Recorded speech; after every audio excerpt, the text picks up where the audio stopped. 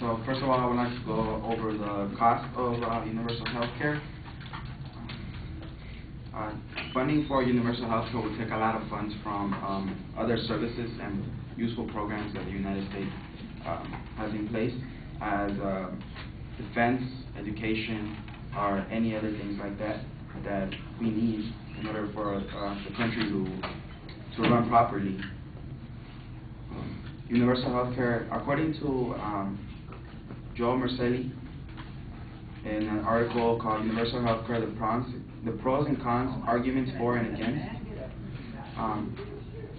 He states that universal health care isn't really going to be free because everything has to be paid for by taxes. If there's no private funding, or companies that you work for are not going to be paying for your health care, then the population as a whole is going to have to pay for it with taxes. So that means higher taxes, and of course, like I said earlier, cutting spending to other government services.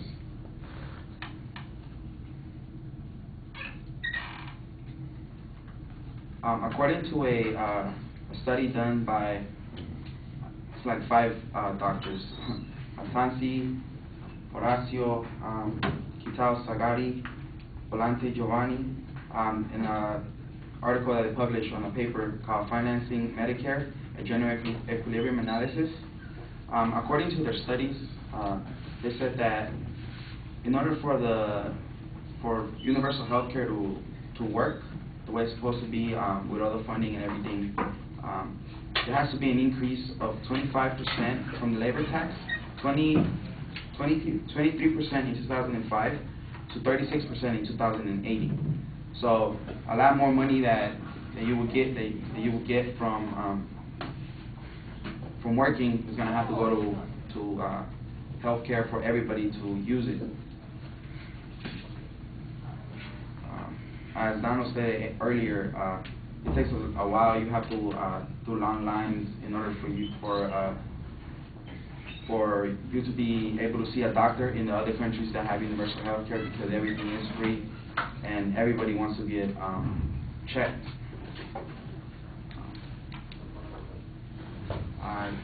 The prices of health care is not going to change whether you have universal health care or not. The only way, the simple economics, the only way that the prices will change is supply and demand.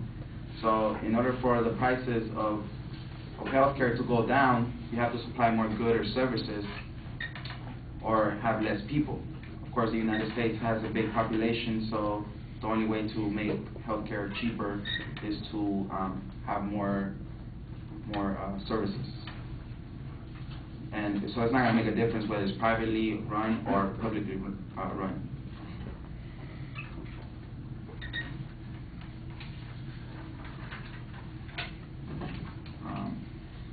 As Dave claimed earlier, there's a lot of Americans that do not have health care.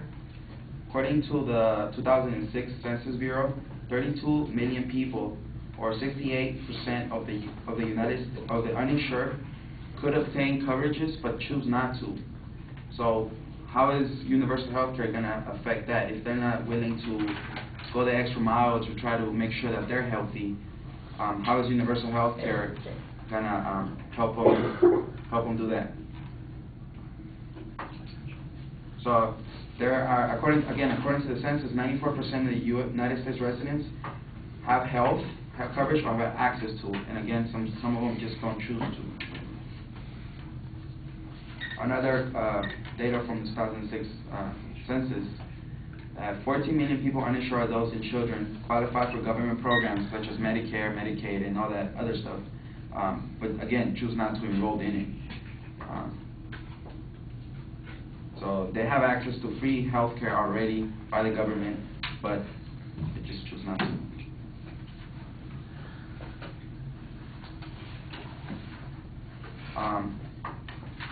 And then the efficiency of universal health care.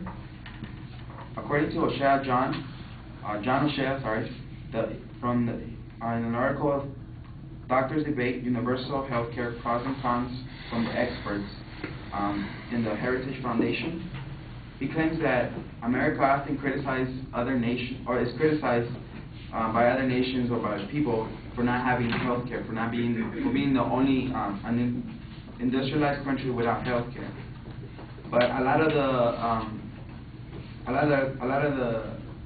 the countries in Europe or Canada that have universal health care always come to the United States to use the private sector when they can't find a cure for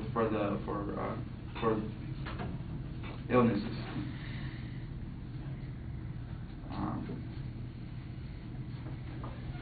Again, universal health care takes up a lot of money from the countries, so they have to come here, or private citizens from other countries have to come to the United States to get the services that they require.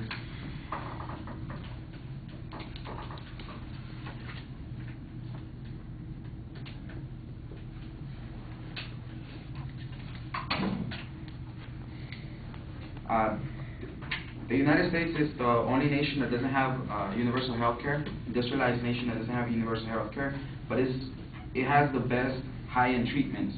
So it's the best for research and development because it forces doctors and people who research new cures. They want to make money, of course, so they're going to try to do whatever they can to find new cures for diseases and illnesses. And then that's how the United States has been able to treat a lot of illnesses. The United States is #1 in curing cancer. And again, that's why a lot of citizens from other countries come here and pay extra money to come and have that taken care of. And like I said, if you have universal health care, there's not competition to try to make more money by the doctors and researchers in order to find cures for diseases and